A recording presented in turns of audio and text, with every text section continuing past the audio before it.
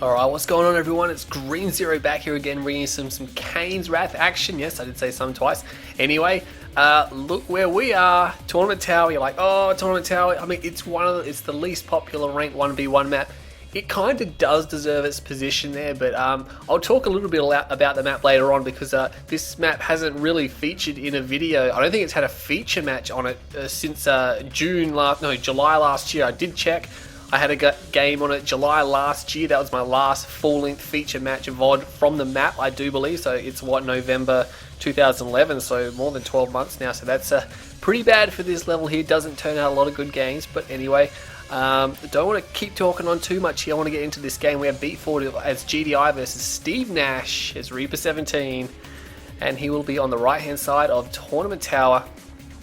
Alright, here you go. Now, there's really nothing too much wrong with this map. Some people are scared of it because, you have to expand to the middle of the map, and the fields are very, very close together, so your bases are basically right next to each other, and it just opens up the opportunity to use artillery from within your own base to attack the enemy base, and that's something that really gets people, I think, is the artillery from one base to another, and clogging it up with base defenses and epic units and stuff like that.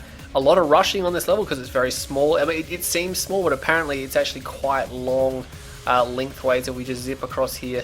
I mean, it's longer than Small Town USA, I do believe. Yeah, it definitely is longer than Small Town USA. Not as tall, I don't believe. I don't know the exact dimensions. You have to look it up on Game Replays as well. Some of the maps are quite misleading. They don't look as big as they are. We can see there is actually a lot of room around the edges here of the map. It's very, very wide. Obviously, Nod would love that with their fast attack and their stealth. Anyway, you can pretty much get your towers, no worries. We can see Beatforward is secured. He's down here. The thing about Scrin, though, is that they can try and force you out of your spike. They can send buzzers and killing engineer, but they really have to send a lot, and it's just to stop one spike, and usually it's not worth it. Once again, this level favouring either super fast rushing or somewhat of a fast expand followed by tech, stuff like that. You got to watch out you don't get overwhelmed in the middle of this tower. It does provide opportunity for players to garrison. It's very, very strategical. The only problem is you don't actually get a range boost when you put infantry in it for some reason. I've really tried. You don't get a vision boost either. If you actually put scouts in there, let the shroud recede, and then put them back out, they'll actually see further when they come back out. So it's a bit iffy. I mean, yeah, you want it, but it's just it's a little bit bugged out in that it doesn't give you the range boost that you'd be hoping for. Anyway, let's concentrate on the game. We have Beatforward with 3 and 2. Interesting, war factory placement. You'd always really want to put your war factory as close as you can to a refinery. Specifically this one here, because the bay will be closer to the war factory, so it should be on that side there. That's just one of those little things. I hope you enjoyed that Portal article, which I had nothing to do. I just thought I'd mention it. Things you should know about Kane's Wrath. We can see infantry squads getting cleaned up there. But yeah, this refinery right here that I've got selected should be on this side of the war factory, because one, the bay will be closer to the repair drones. It's easier to quickly place it there and move on. So that's something you're going to want to think about. We have 1, 2, 3, 4, 5 from Beatforward. Very common to expand just to move just to this area here. Keeps your Conyard safe against early aggression, and it's not very far to travel, but drone platform can fly. But he's still going for the same position as well. Both teams just chilling out here, just getting the scouting, the anti-scouting, and now it looks like yeah, here we go, the Pitbulls versus the Shardwalker. The Pitbull's going to go straight past, obviously faster than the Shardwalker. Shardwalker going out there as well. You think he would have garrisoned them up with a buzzer swarm, but maybe he realizes there's no scouts there. He's going to be scouted out. There is a Devourer tank there, and a tier 2 is up for SteveNash, so he's got an advantage over his opponent through tech.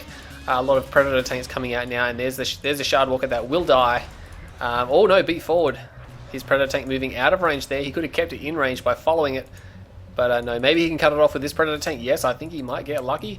There we go, takes it out. I mean, it really counts, especially against Reaper. The more units you can take out against Reaper, the better you're going to be, because once they start to get a lot of ground units, I mean, they're really powerful. Like the Shardwalkers and the Dev tanks, like, they're powerful units. Like the Shardwalkers can devastate air and infantry, and the Devourer tanks can smash tanks. They're really super powerful at killing tanks. Once they got their charge beam, I mean, the charge beam is crazy. And look at that, SteveNash has actually even got a growth stimulator. That's interesting. Planning for a long game, maybe? I don't know. He's going to be pushed right close to his ally. This is what I was talking about. But since both sides have expanded down here, their build radius is going to be very limited. Beatforward is going to be stuck right over this side of the field, and SteveNash will be stuck over this side of the field. Nice work moving that Devourer tank back. He has managed to kill a Predator tank. He did smart one out. So a Predator tank for a little bit of damage on that Devour tank, which he's just going to repair for free. And he's going to bring out a Disintegrator squad. So these are really tough for GDI, because then they have to bring the anti-infantry out. And what do you call it? APCs have got nothing, absolutely nothing on these Dev tanks. They can't even really do much to Shard Walkers. That Pitbull is still going on that nerve center there. You think he's probably not too concerned about it. But yeah, putting out the Disintegrators just makes it that little bit harder. And you can see he's charged up all of his Dev tanks. All the two in the back don't have charge.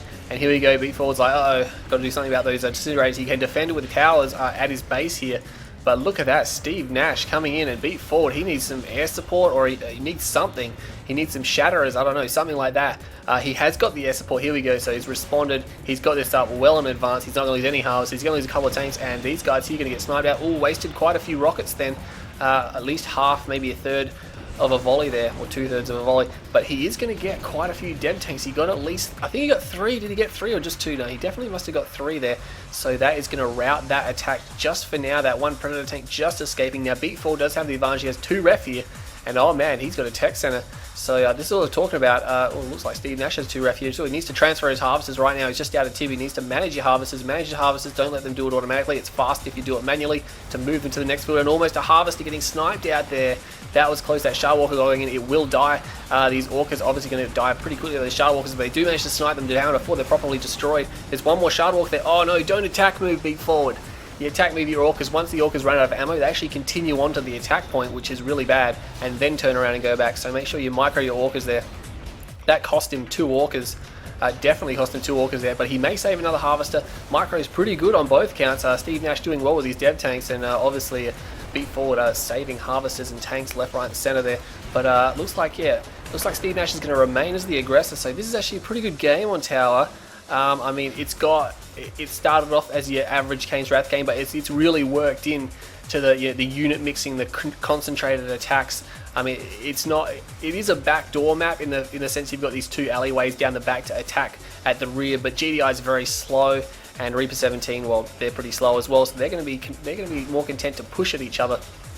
Problem for Reaper 17 is that he does not have any artillery units, and of course Beatforward does but the thing is, and going right back to this again, the Conyard only gives build radius here. The refineries will only extend a tiny little bit, and he's going to find that these Juggernauts are actually going to have to move all the way across here to be able to shell the base, and of course they're going to be vulnerable unless there's some tanks or something protecting them.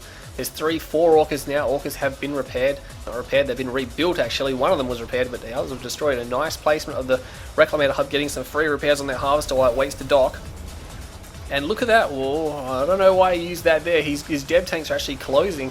There's a Sonic Emitter there now, and Sonic Emitter is super powerful against Scrin. If anyone has played Tiberium Wars and played the campaign, they'll know just how dominating they are. I mean, they're just good against Scrin in general. They cause so much damage. They're pretty much good against everything. But here we go. He phased out those 2 Juggernauts there and really couldn't cause any damage at all. He had to pull back. He didn't really lose anything, but again, he kind of just swiped, and that support power now he's going to have to cool down. Oh, Harvester getting destroyed there. Beatforward selling one of his refineries. Why did he sell his refinery there? I'm not sure why he sold that refinery. That may have been a mistake. He's got plenty of tib and plenty of harvesters there. He needs more. Maybe he's under attack somewhere. There's a lightning spike attacking that there. There is some Storm Riders, and they're coming back behind the line here now. Beatforward doesn't have an air defense. He's building one now. He obviously just dropped that one there. He's under attack. The Orcas, I don't think he should leave them there. He needs to get them away. Screw getting ammo. They're going to die. They need to move back to the air defense. Not a very powerful air defense, but it will probably deter SteveNash from continuing that harassment up further. Another air defense there. The Storm Riders really can't destroy those SAM turrets, but the SAM turrets take their sweet time, or AA batteries as they're known, to destroy those Storm Riders. They only got 1. So that's not good. Orcas are actually raiding. Those 2 Orcas that made it away managed to snipe a harvester. Nice work. There's 3 harvesters there. Where's the other harvesters? 2 harvesters on a dry field. SteveNash needs to do something about that. His Hex Pod is coming out. He's getting Reaper tripods. So that Marv, obviously, he needs to disable the Marv. If he disables the Marv, he's going to be set. And look at this. Here come the Dev tanks round the back. And bam, there goes the power. And that is massive. No power to power the air defenses. Beatforward is going to be completely disorientated here. Harvester goes down as well. Those guys bunching up needed to scatter a little bit there. The rockets actually splashing onto multiple targets, and they may be able to destroy the airfield. Beatforward can't move the Orcas off in time. Sometimes when they're landing, you can't get them to order straight back up. There is a little bit of a delay, and another power plant going down. The Storm Riders are coming in from behind, so oh man, Beatforward is getting completely run around. He's been on the defense most of the game. I mean, he had a little bit of Pitbull and Orca harass, but Yeah, really, SteveNash has been pushing, and he must push because he, like I said, he doesn't have artillery for the very late game here, and he's just destroying the tech here now of Beatforward. He's lost his comm center. That's going to prevent him from upgrading that one lone power plant. He's not power microing at all. He needs to power micro. Yeah, if he power micros, he can get his power plants back up faster, and he really needs it. I mean, he surely can power down just one ref. They suck up so much power. It's not funny. If you're low on power and you desperately need it, power down refs. You know, because they use up so much, so much power, unless of course you're desperate for money. Base defenses are the priority to power down when you are low on power. Anyway, this game looking pretty good. Quad rail Marv there, that's going to be hard, but as you see, SteveNash, he's just going to wait. He's just going to buy his time and build up his force. The Storm Riders and the Devour Tanks only just getting cleaned up now. The last Devour Tank is down. Those Juggernauts finishing off. The Storm Riders made it back to base. Oh, he's actually got 1, 2, 3, 4, 5. He's actually got 3 fields, man. He is really cranking these. He's trying to crank Storm Riders and Tripods at the same time. Going for some Corruptors now, putting some Shock Troopers into the Hexapod. Now this has given him enough time to build this kind of army. I mean, 3 Tripods are actually quite powerful for the Reaper faction. He hasn't got the upgrade for them though. Where is his tech center? Where is his tech center? Where is your tech center? Did he sell his tech center? I can see some Ravagers. He may have sold his tech center. I'm not sure why he would have done that. I can't. Am I just blind? I was watching a StarCraft feed the other day where Force couldn't find the Templar archives. If you're watching that game, it was going all over the place. But yes, I watched StarCraft 2, unfortunately. Anyway, I love Kane's Wrath, and I watched tons of replays, and this game is hotting up. Here come the Tripods, but they're all clumped up. Can they get an Emp off? They do get an Emp off, but there's only 1 Tripod remaining, and he goes down. The Eradicate Hexapod may actually be able to finish this Marv here and now if he's lucky. He's spraying his shot between the Juggernauts and the Marv, and the Marv is going to cause so much damage once it powers up. Another Juggernaut goes down. The Juggernauts really, and the Marv, these are going to... Oh no, SteveNash, rear armor. That's bad. There goes the Hexapod. And here come the Storm Riders. A little bit too late, SteveNash. He could have used them quite a while ago, but he gets the Marv. He's going to get this Juggernaut. He's probably going to tank a lot of that double A fire. Can he drop the power? No, there's still power. There's a lot of power plants back here. Our comm center is back up by Beatforward, and he laser fields it to give it that extra health. Of course, once that comm center is down, he can't actually place the double A batteries. He may be able to get one more down. No, he's stalling for cash. He's stalling for cash. He's going to lose his comm center, and that's going to cancel the air defense he has queued up. There you go. It gets cancelled. You can see it from the 2 blue lines on his Warfetch, on his Conyard. The top one is structures. The second one is defense, if you didn't know that already. And here goes the power. The power is going down, and that it could be the end of the game. There's literally no double A. And finally starting to power micro. No, he's not power microing. He's just selling his base off. He's actually trying to recover these tripod husks. That's a good idea. Oh, there's a rifleman squad revealing that stealth unit there. If you see those stealth engineers, always run riflemen towards them because they'll just go straight into them, reveal them, and kill them.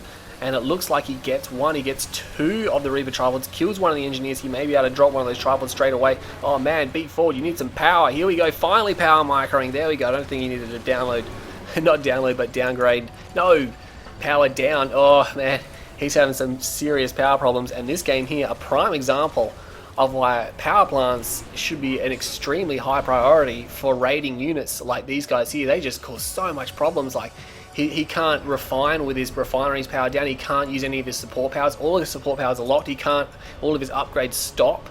All of his production slows down. It actually doubles once you get to a certain point. If you're only mildly low on power, it increases the build time by a few seconds. But if you're extremely low on power, it doubles the build time of everything. So yeah, it's just going to take forever to recover if you don't power micro. And those Storm Riders, maybe you want to go back to base. I mean, he's done so much damage. He must realize, I mean, SteveNash must realize that he's done so much damage. He needs to watch out for these husks. So there's actually 3 husks, 2 tripod, and a, Juggernaut husk. Now, Beatforward does have a lot. He's just condensing up. He's just tightly packing himself here. He knows that the Tiberium is probably all gone, and it's going to come down to attrition. He didn't really get much of any chance to attack because SteveNash was so aggressive. And we can see he's actually transitioning to Shock Troopers here, going for the upgrade. And this might be a good idea, in fact, because there's only Juggernauts and a Marv with no garrison. Like, there's no anti-infantry at all. Those Juggernauts are never going to be able to kill them. I mean, they're not good against infantry anyway. They might be good against man spam at a distance if they can keep them suppressed, but, you know, once they get in range, it's all over. And we can see the Buzzer Scout coming through. Scouting very, very important.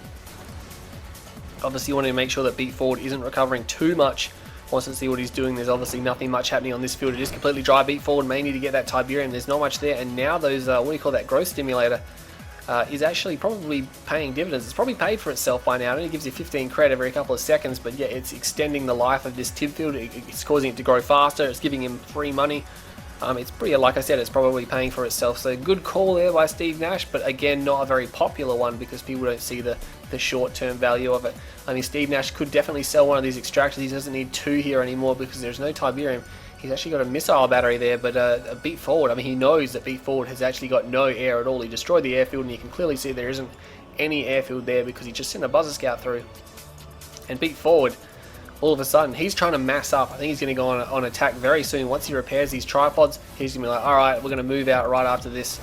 Here we go. Looks like he's starting to move now. What's he building? He's not building any more combat units. He's trying to build some zone troopers for his Marv. But what is SteveNash doing? And he's going to move out with these shock troopers. Look how slow they are, though. They're not traveler shock troopers. They're very slow. And this isn't a common tactic for Reaper 17. He's got full upgrades. He can teleport. Maybe he'll just wait for Beatforward to leave his base. What is Beatforward doing? He's moving these tripods. Oh, he's trying to charge them up. I see what you did there. Conversion reserves obviously a bugged out ability for the Reaper 17 faction. Even though Beatforward can't implement that, even if SteveNash had upgraded that, they wouldn't be able to use it. Even once again, it is bugged out, so it's probably not an upgrade you want to get. And here we go. Storm Riders, a few corruptors. There's really no ground vehicles here for SteveNash. You can see this army moving around here. There's a lot of shock troopers there. Oh man, 1, 2, 3, 4, 5, oh geez, 6, 7, 8, 9. There's about 12. There's at least a dozen there. So these Storm Riders going to town over here. Looks like it's going to be a 2-pronged attack. Beatforward just holding tight. Really, he hasn't got the anti-infantry he needs. I mean, how's he going to hold off this attack? He's got 1 APC. And here we go, coming through, destroying that 1 Harvester. These Scrin forces will probably destroy everything in this base here. And if he comes under attack, he can just teleport away, so he's pretty set. This is going to cost Beatforward big time. All of his infrastructure is going to be destroyed, and he really cannot afford to actually replace that. He doesn't have AP ammo. He's probably trying to build watchtowers right now. And what is he going for? He's going for the Comson. No, he'll lower power, sells his tech center. Oh, that's a big call, and teleports safely away there. But he's going straight back. Oh man, look at that. They are ripping that. That construction node down. Nice work to move away from the grenaders. Oh, those grenaders actually ranked up. They killed a lot. They grouped up, and SteveNash did try to scatter them, but still that caused a lot of damage. And those shock troopers obviously not paying for themselves yet, but the Conyard is down and the Stasis down on the 2 refs. No money for Beatforward. He's actually going to attack here, finally moving out of his base. I don't think he realized, and this is the importance of scouting, that there's been nothing here for pretty much, you know, the last 7 or 8 minutes. There's been absolutely nothing stopping him from just rolling in here. But like I said, he doesn't have any AA. He's got a lot of anti-tank and what do you call it? Anti-tank and anti-structure. And here we go, there's a teleport. Bam, just snipes the APC straight away. They're not going to do anything. He's even going to just turn on these rifles, I think. Not a anti-infantry unit themselves, but I mean, there's so many there. They're just going to blanket those guys there, and Beatforward moving through the middle. But I don't know where the Storm Riders are. They are sitting up here, but really there's nothing to contend against them. Beatforward got run around and kind of just ran out of Tib.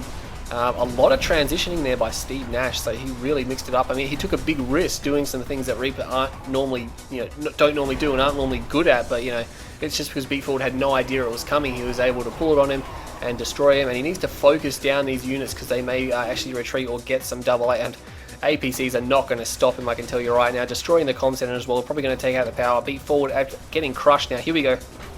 I'm not sure why he's attacking the Marv. He should attack the tripods. He can destroy those.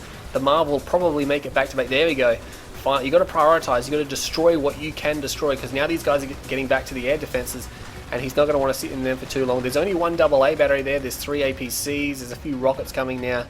But I think he should destroy the barracks. If he destroys the barracks, Beatforward will be left with just his Reclamator hub, and that will be big problems for him.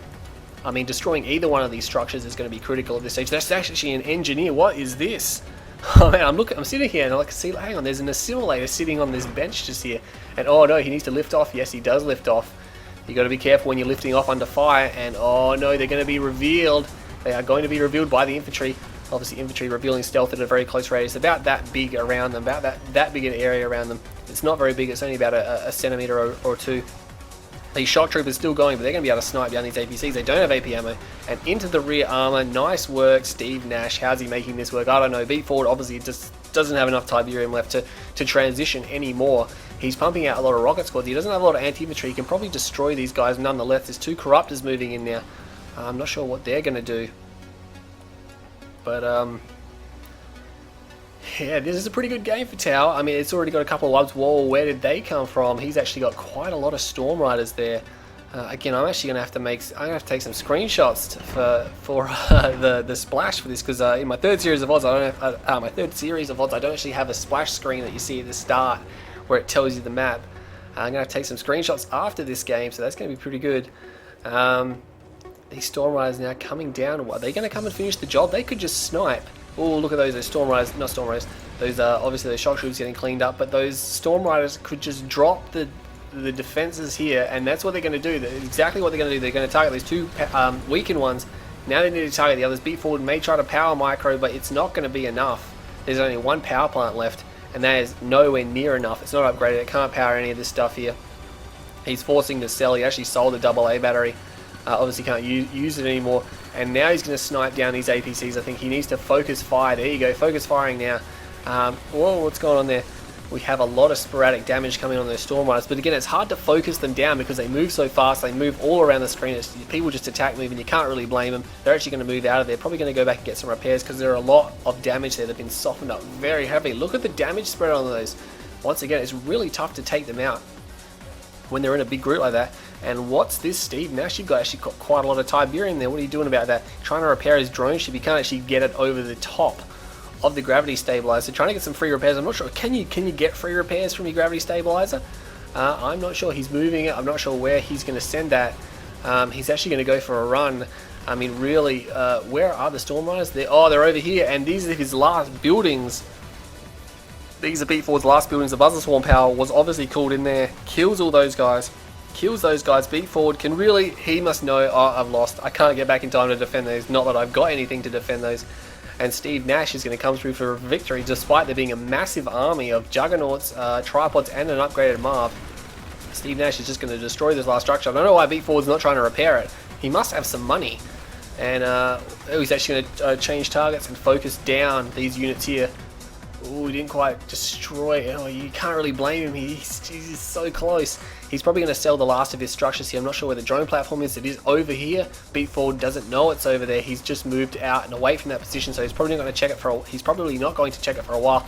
And Beatforward moves away from the refinery, and maybe he should have left those rocket squads there.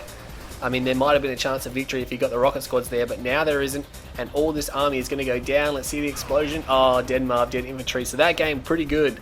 Like I said, I'm going to have to make a new splash screen just for that map because I haven't casted this level since July. Did I say July 2010? So that's pretty intense. 22 minutes, not too bad at all. Let's go to the units tab. Actually, no, let's go to the stats tab first. Yeah, 22 minutes, 5 seconds, 135,400 to SteveNash, 116,000 to Beatforward. There was a big gap there. Let's go to the resources tab. You can see SteveNash with obviously sucking up his economy much quicker. Beatforward taking a lot of losses there, and obviously SteveNash was able to harvest continually unimpeded. That growth accelerator obviously having an impact there. Structures pretty much up and down. You see Beatforward lost a lot of his base and had to rebuild it, and then lost it again and had to rebuild it, and then lost it and obviously had no more money to rebuild it. So yeah, he just spent so much money rebuilding his tech and his base there.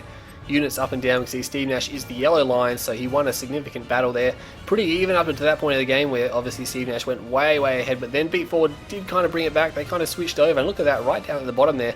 SteveNash losing all those shock troopers, no doubt, but it didn't matter that Beatforward had a lot because he had no structures, and the harassment ultimately paid off there. So that was pretty good. Very close kill death ratio there. We had an extra, what do you got, 19,000 to SteveNash, which is notable. It's not huge, it's notable. 19,000 in a 22 minute 5 second game is notable. Not huge, but a nice buffer there. Structures created, obviously there you go. Beatforward 43 structures he had to build, while SteveNash only had 30. He did lose 27, but that's because his base got sacked right at the end, and Beatforward lost everything. Obviously all his structures were destroyed, 45 in total. Units killed, units lost, pretty much even there. So yeah, that was a very aggressive Reaper 17, and then just fell back and went around the back with the shock troopers and kept harassing with the Storm Riders on a small map where normally they probably wouldn't work. But SteveNash made a lot work there. Beatforward probably needed to transition a little bit better. Anyway, I probably talked a little bit too long here, so I'm going to leave now. So I hope you'll enjoy that game on Tournament Tower. The least popular rank 1v1 map, but it's still a good one. Until next time, I'm Green Zero, and I'll see you all later.